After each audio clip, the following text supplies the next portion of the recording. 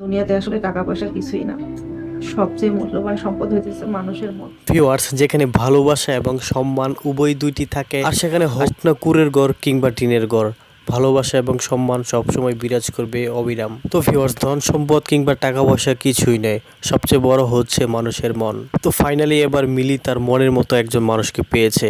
তো মিলি কখনোই ধন সম্পদ কিংবা টাকা পয়সার লোভে ছিল না। তো মিলি মূলত নিজেকে আত্মরক্ষা করার জন্য চেয়ারম্যান বাড়িতে আশ্রয় নিয়েছে এবং চেয়ারম্যানকেও ব্যবহার করেছে। তো মিলি হচ্ছে এই সমাজে অবহেলিত এবং এতিম একজন মেয়ে। তো এই পৃথিবীতে তার বাবা মা কেউ নেই, তাই সে এতিম।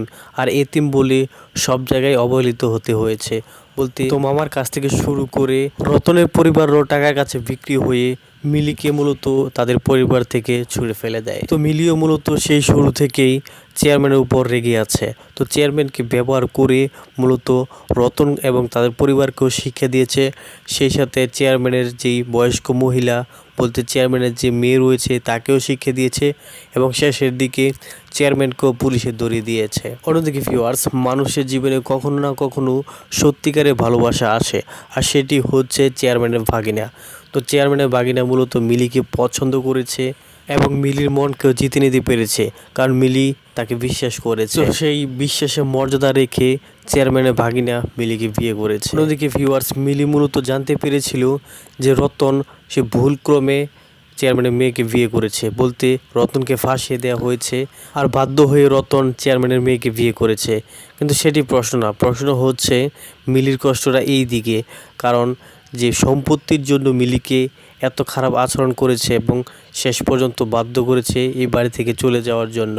আর এতে করে মনের মধ্যে ক্ষোভ পোষণ করে সে মূলত প্রতিশোধ নিয়েছে। তো এক এক করে সকলকেই সে মূলত শিক্ষা দিয়েছে। তো ভিউয়ার্স, নাটকটি খুবই ইন্টারেস্টিং ছিল। তো আশা করা যায় আপনাদের কাছে অনেক বেশি ভালো লেগেছে। তো আপনারা কে কে আছেন পরবর্তী এপিসোড হতে 6 নম্বর পর্বের জন্য অধীর আগ্রহে বসে আছেন, তারা অবশ্যই কমেন্টে লিখে জানতে পারেন। তো ভিউয়ার্স, আপনারা যদি এই নাটকের 6 নম্বর পর্বটি দেখতে চান তাহলে অবশ্যই বেশি বেশি করে কমেন্ট করুন যে এই নাটকের পরবর্তী এপিসোডটি চাই, এবং ভিডিওতে লাইক দিয়ে চ্যানেলটি সাবস্ক্রাইব করে আপনারা আপনাদের সম্পূর্ণ সুন্দর মতামতটি কমেন্টে লিখে জানাতে পারেন। তো ভিউয়ার্স, আশা করি বুঝতে পেরেছেন। সকলে ভালো থাকবেন, সুস্থ থাকবেন এবং পরবর্তী ভিডিও দেখার মতন জানিয়ে আজকের মতো এখানেই আল্লাহ হাফেজ।